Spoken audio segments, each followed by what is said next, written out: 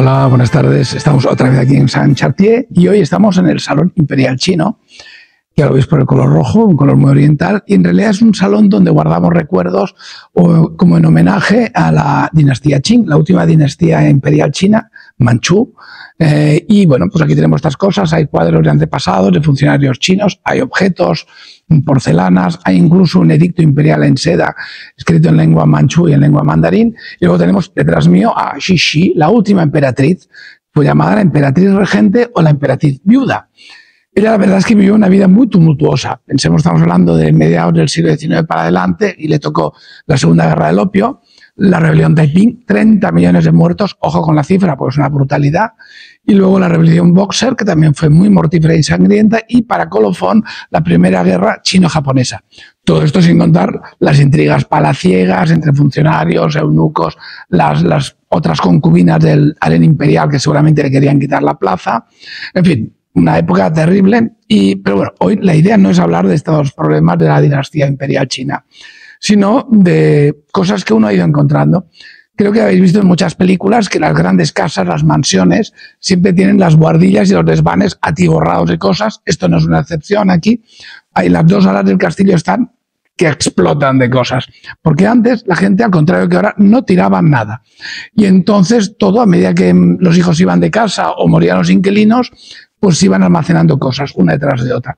Y aquí, por ejemplo, pues abres baúles, en uno encuentras un vestido de novia con todo su ajuar, en otro encuentras uniformes militares con los correajes, de todo, atados enormes de periódicos y revistas antiguas. El otro día encontré un set completo de esgrima con los petos, las máscaras, los floretes y los sables. Y buscando, ¿por qué estaba buscando? Porque la parroquia de la Chatre tiene una pequeña compañía teatral, una compañía de bolsillo, diría yo, porque es minúscula, y siempre me piden cosas de vestidos, objetos para sus ambientaciones, su atrecho. Pues yo encantado. Aquí en la vida rural, unas cosas buenas es que todos nos ayudamos bastante. Pues estaba por ahí rebuscando y ¡paf!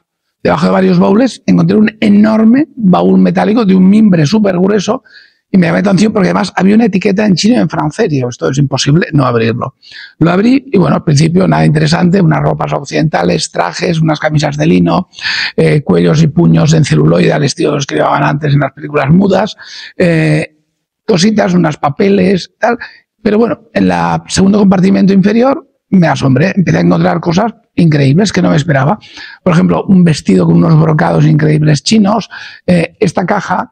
Luego entendí todo. Y ahora os lo voy a explicar porque como luego he sabido lo que eran, pues esta es una caja de médico chino. Antes los médicos europeos iban siempre con su maletín de cuero, los médicos chinos llevaban estas cajitas con sus medicamentos. Encontré muchas fotos, encontré un set completo de acupuntura. Hay más de 100 agujas, solo he cogido unas para mostraros. Este sombrero es uno de los sombreros que luego se ven en una de las fotos que hay aquí, es sombreros de verano para funcionarios imperiales. Este era el típico gorro, también encontré de invierno pequinés, muy forrado, la verdad es que es buenísimo, ¿eh? Este sombrero, que también he descubierto que es un sombrero para grandes ceremonias de eunuco jefe. Y luego incluso encontré esta coleta de pelo, porque ya sabéis que en la China Manchú, en el Imperio Qing, se obligó a todo el mundo, a toda la población, a todos los hombres a rasurarse la cabeza, dejando solo una larguísima coleta en la espalda. Esta es la coleta. Por cierto, huele a rancio, que no veas. Y luego, para colmo, había este frasquito. Iba en una caja primorosísima de seda y aquí escrito en chino pone Xiao Fengli. Y aquí empieza un poco la historia porque no entendía nada, pero aquí en el castillo siempre hay una solución. El boudoir de mi tía abuela, difunta la pobre, mi tía abuela Sara, y allí hay los archivos familiares y uno encuentra explicación a todo lo que haya acontecido, pasado al castillo y a sus moradores. Y de ahí viene a saber que Xiao Fengli era un eunuco imperial que vivió aquí en el castillo y murió en 1910 aquí mismo. Entonces, bueno, creo que es una historia muy interesante, pero para ponernos en situación creo que es importante que hablemos de lo que es ser un eunuco. La explicación fácil es que un eunuco es un hombre al que han castrado y lo han desposeído de sus atributos viriles. Pero bueno, esto es una cosa que se ha practicado lamentablemente, es una decepcionante afinidad que han tenido todas las civilizaciones y culturas de la humanidad.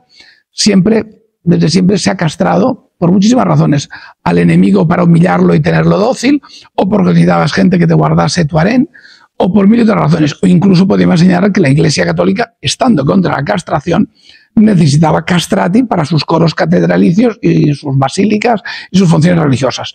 Entonces, ellos estaban en contra, pero al mismo tiempo establecían y equilibraban la oferta y la demanda. Curioso. Lamentablemente, la castración no es una cosa del pasado.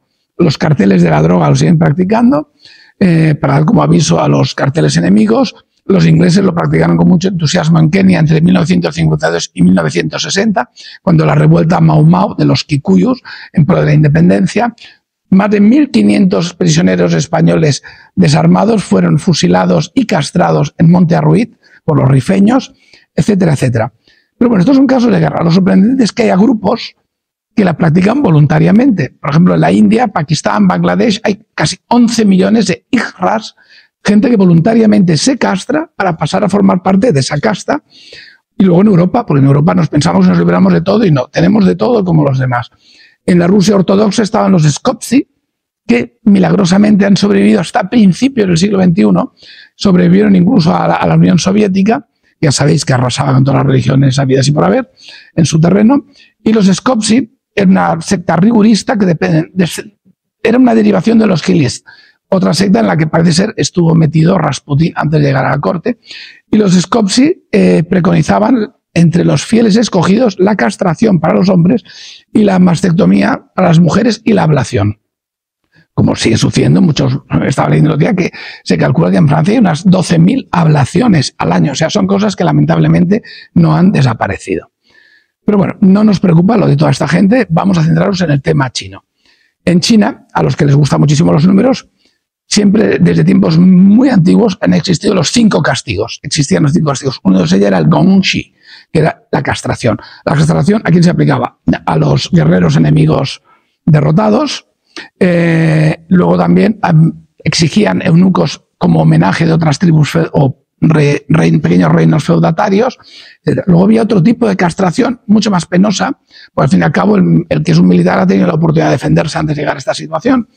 Pero muchas familias pobres, sobre todo del ámbito rural, castraban a sus hijos para ofrecerlos al servicio imperial, pensando que así los niños, en esto no se equivocaban, estarían bien alimentados, vestidos y dormidos y quizá educados. Y luego también yo creo que había la egoísta esperanza de que si los niños progresaban en el escalafón palaciego, pues les ayudarían de mayores. Es un error en los dos casos, porque yo si soy un enemigo y me castran, evidentemente mi nivel de lealtad, devoción o afecto hacia el que me ha castrado es cero y procuraría sabotearlo hasta las últimas consecuencias. Y si fuera un niño castrado, creo que mis padres podrían esperarme en la 7ª nube de Jade, porque no les enviaría ni una boñiga. Pero bueno, lo cierto es que eunucos había muchos. Hubo algunos momentos en el imperio llegaron a haber 100.000 eunucos al servicio del emperador. Es una barbaridad, 100.000 eunucos.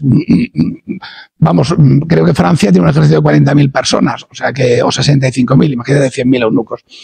Y todos estos, pues claro, había de todo tipo de rol. Había los que estaban jardineros, músicos reales, en los talleres imperiales, los había también médicos, consejeros, confidentes, etcétera, etcétera, etcétera. Había muchísimos. Ya al finales del imperio había unos 2.000 y cuando el último emperador Puyi fue exiliado al Manchukuo quedaban aún 470 eunucos en palacio imperial. Entonces, como os decía, gente que, claro, estaban allí, no tenían nada que perder y tenían sus propias ambiciones, entonces desarrollaban sus campañas, sus intrigas, etcétera, y se enfrentaban normalmente al clan poderosísimo de los mandarines, que eran los funcionarios imperiales, que era gente que estaba allí porque habían hecho unos exámenes durísimos y eran, entre comillas, se llamaban siempre los virtuosos o los eruditos. Claro, los virtuosos o eruditos no podían ver a los eunucos, a los que burlescamente y con desprecio llamaban perros sin cola. Go, mei, yo, wei, pa. Los mandarines, como tenían familia, quizá no tenían tanto tiempo para conspirar como los otros.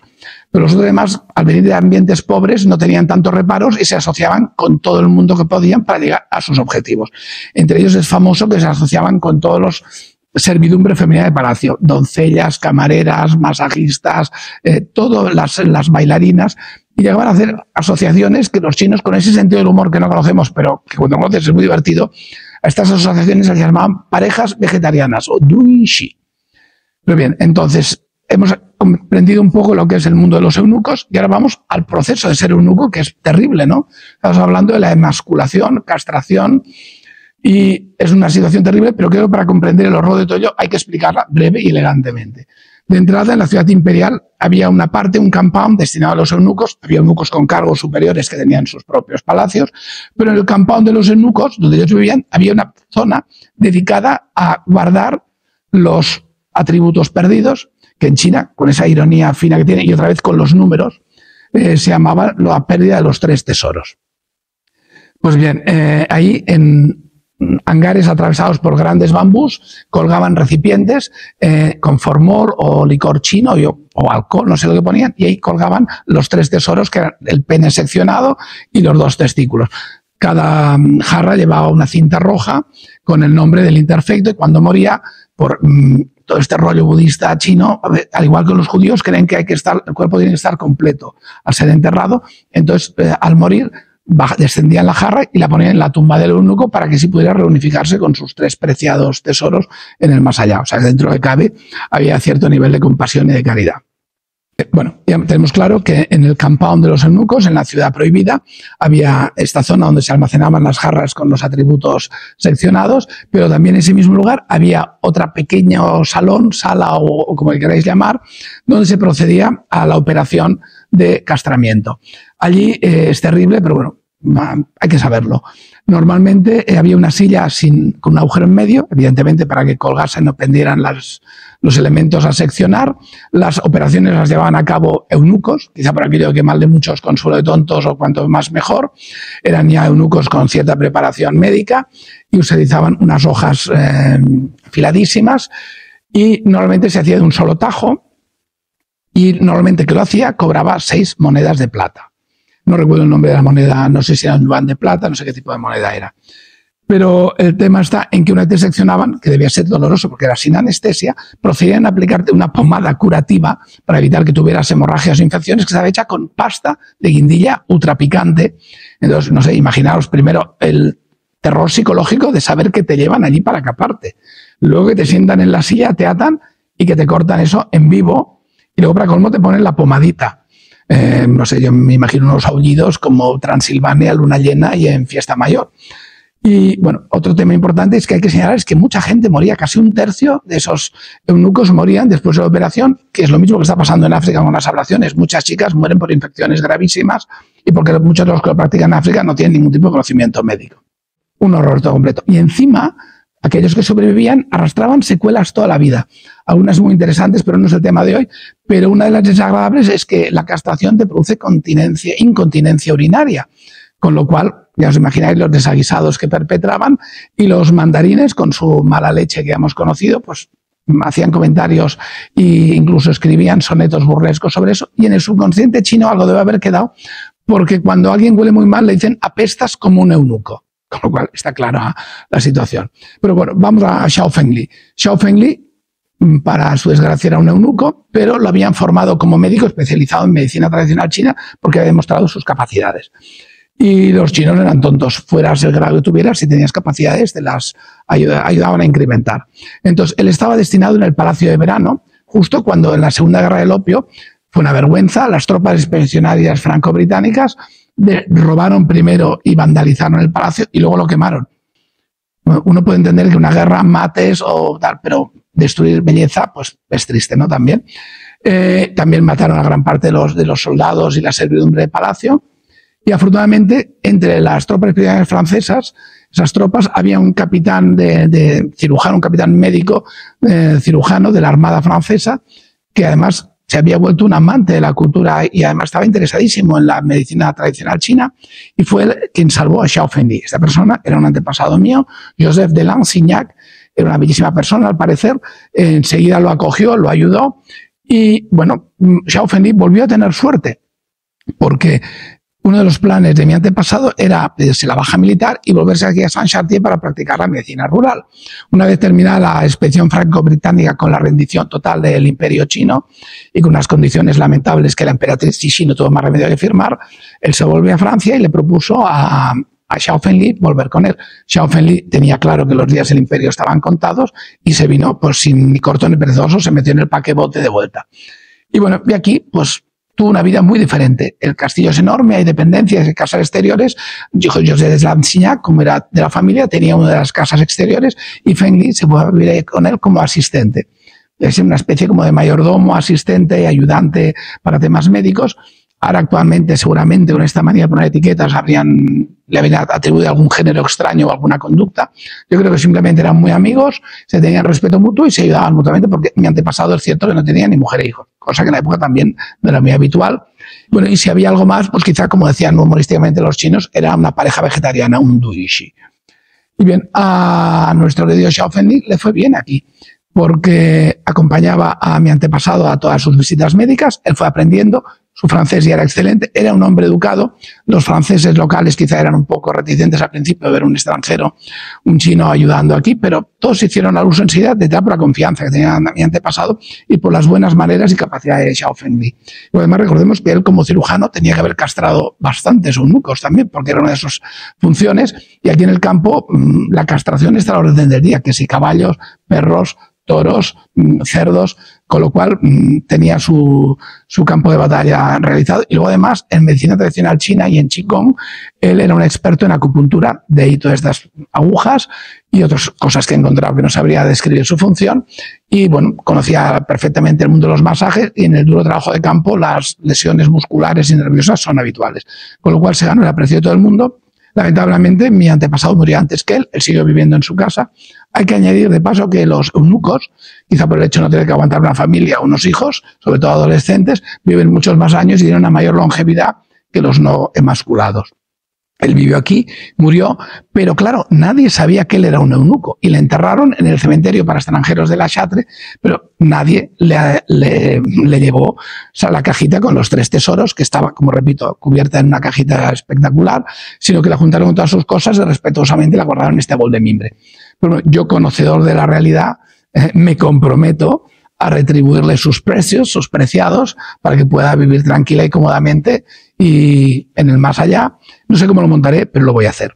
Y bueno, parece una historia triste, pero no lo es, porque pensemos que es verdad, lo castraron, pero tuvo una vida buena, cómoda y agradable en el Palacio Imperial y luego vivió cómodamente hasta sus últimos días aquí en Francia. Y luego, por lo que he investigado, él pertenecía a una región del norte, cerca de Nanjing, Nanjing, que fue totalmente arrasada por las tropas del Taiping, porque en esa época había entre las fuerzas imperiales de Taiping, había la maldita manía de arrasar completamente las aldeas y exterminar a los habitantes sin saber a qué bando pertenecían, simplemente para evitarse que fueran enrolados por el otro bando.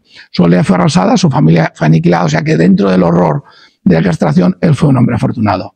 Muchísimas gracias y espero que nos veamos pronto.